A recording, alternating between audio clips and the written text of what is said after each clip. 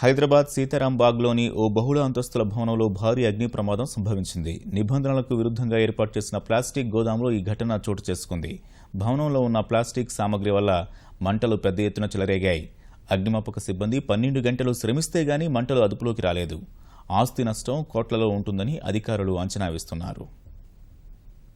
జనావాసాల మధ్యలో అక్రమ గోదాముల వల్ల ప్రమాదాలు జరుగుతూనే ఉన్నాయి. హైదరాబాద్ సీతారాంబాగ్లో నిబంధనలకు విరుద్ధంగా 5 అంతస్తుల భవనంలో నిర్వహిస్తున్న ప్లాస్టిక్ గోదాంలో భారీ అగ్ని ప్రమాదం జరిగింది. ఉవ్వెత్తున ఎగిసిపడిన మంటలతో గోదాము కుప్పకూలిపోయింది.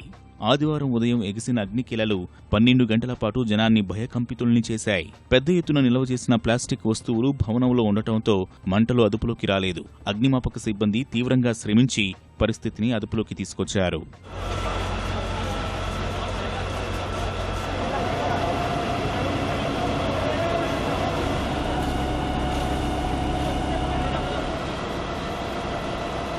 ప్రమాదం జరిగిన భవనం చుట్టూ స్థలం లేక అగ్నిమాపక శకటాలు లోనికి వెళ్లలేని పరిస్థితి నెలకొంది.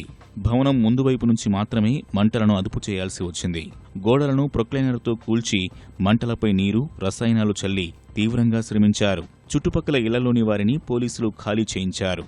ఘటనా స్థలాన్ని Hyderabad collector Rahul Bojja, mayor Bonthu Rammohan, police commissioner Mahender Reddy సందర్శించారు. ప్లాస్టిక్ గోదాం నిబంధనలకు విరుద్ధంగా నిర్వహిస్తున్నారని, త్వరలోనే ఇలాంటి భవనాలపై కఠిన చర్యలు తీసుకుంటామని తెలిపారు.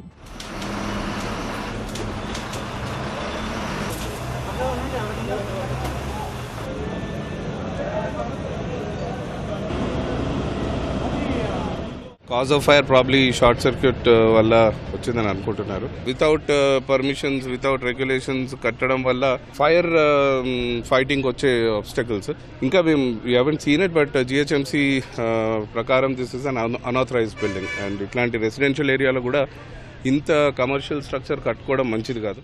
కంట్రోల్ చేయడానికి కావలసినటువంటి వసతులు దీంట్లో కల్పించకపోవడం ద్వారా ఈ 6 అంతస్తుల బిల్డింగ్లో వచ్చిన ఫైర్ని మనం కంట్రోల్ చేయడానికి దాదాపుగా మనకి 12 గంటల టైం పట్టింది.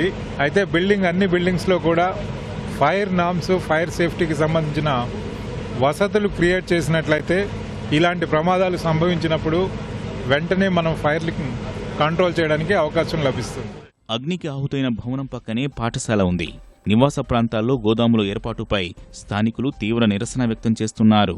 అది ఎట్లా జరిగింది ఏదనేది ఎవరికి తెలియదు. కరెంట్ షార్ట్ అని కూడా తెలియదు. తర్వాత అక్కడ పక్కన గోడ పగలగొట్టారు. గోడ పగలగొట్టేసి మొత్తం అక్కడ కూడా నుంచి వాటర్ కొట్టారు. బ్యాక్ సైడ్ లో కూడా గోడ పగలగొట్టారు. చాలా అంటే చాలా భయం వేసింది. ఎవరు వచ్చినా వాళ్ళకి ఏమైనా ఎఫెక్ట్ అవుతుందా? అక్కడ ఎవరు లేదు కానీ పక్కకి ఇళ్ల మధ్యలో అసలు ప్లైవుడ్ షాప్ కి పర్మిషన్ ఇవ్వద్దండి గవర్నమెంట్. ఇప్పుడు ఇదే ఈ మధ్యలో ఉండింటే ఎంత ఎఫెక్ట్ ఉండేది? అదే స్కూల్ రన్ అవుతుంటే ఎంత ఎఫెక్ట్ ఉండేదండి?